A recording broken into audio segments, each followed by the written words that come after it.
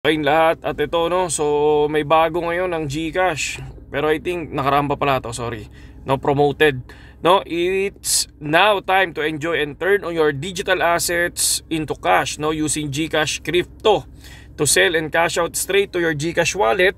Try it now for safe and secure, no. So GCash, okay, kahit pa paano meron na, no, ang Globe is gumagamit na rin ng cryptocurrency. So pwede ka na mag-buy and sell, no? So good news 'yon para sa may hilig mag-crypto, no? At least mapapabilis yung kanilang transaction, mga idol, no? Kung papanood naman natin dito, breaking news talaga to kahapon, no? Europe launches, no, first spot Bitcoin ETF, mga lodi. So pag-aaralan natin yung ETF na yan kasi dito sa Bitcoin Magazine ganun din, no? Sabi nila is ETF has risen.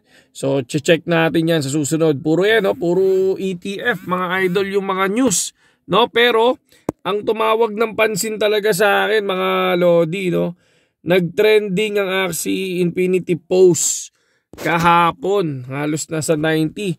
So puro tweet ngayon si Gios, mga lodi, no? Talagang hindi maawat ang tweet ni Gios ngayon. Halos puro ano siya, no, puro tweet ng mga bago. Tapos parang parang Pokemon na yung dating, Iyan, no. So sabi ba nila, nakita mo na ba yung Axie mo na natutulog? So naalala nyo ba yung mga Tamagotchi dati, no? So yan ngayon yung mga bago ngayon nila Gios, no. Tingnan natin, 500k followers na pala si Gios ngayon.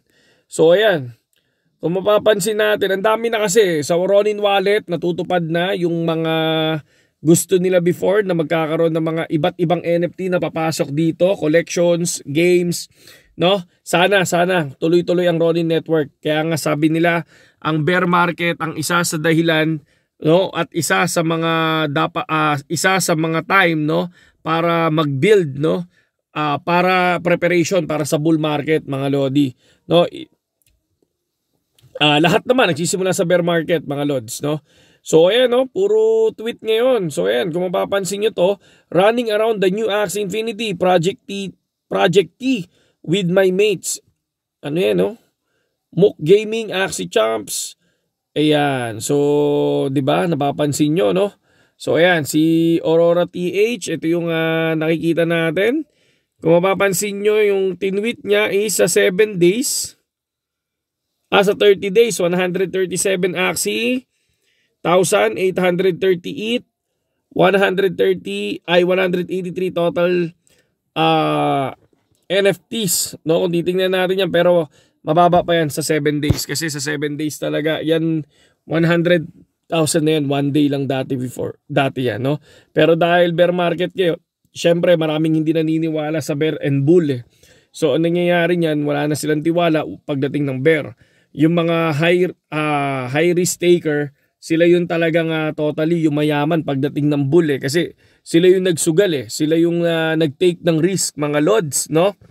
So ayan, napakadaming tweet ngayon ng Axie Infinities, napaka nila ngayon, no? Napaka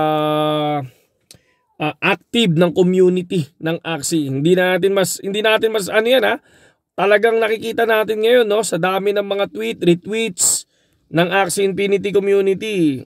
Hindi malayo na someday, no, pagdating ng bull market, may isa na naman napuputok dyan na biglang lilipad na naman ang presyo. Pero lagi ko, babantaan ko na kayo, mga lods, walang basta-basta mag-i-invest, no. Lagi nyo tatandaan yan, aralin nyo maigi kung ano ang cryptocurrency, ano ang NFT, ano ang blockchain, no. So kung mapapansin nyo, dati ganun din ang Facebook, Twitter, mga social media ngayon, 'di ba? Bago makumpleto 'yan, bago magkaroon ng perfect na platform na ganyan, 'di ba? Dahil ang tagal ng ginugol na panahon, 'di ba?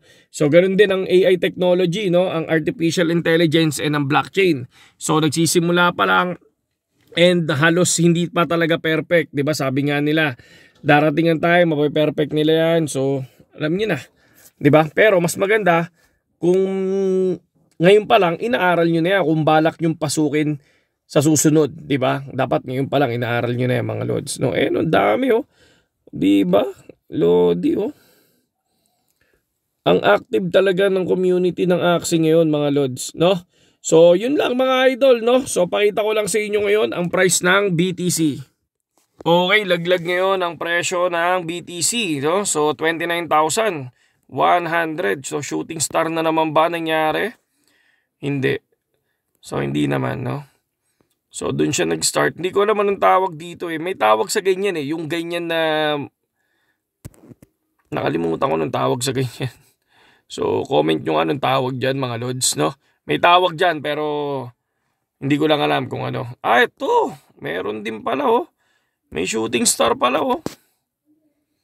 Tama ba? Shooting star ang tawag dyan mga lods. Biglang bagsak oh. Okay, mga idol, no? Sa mga gusto mag-ipon ng coin sa BitGet at mag-copy trade mga idol, meron tayong link sa description mga idol ha.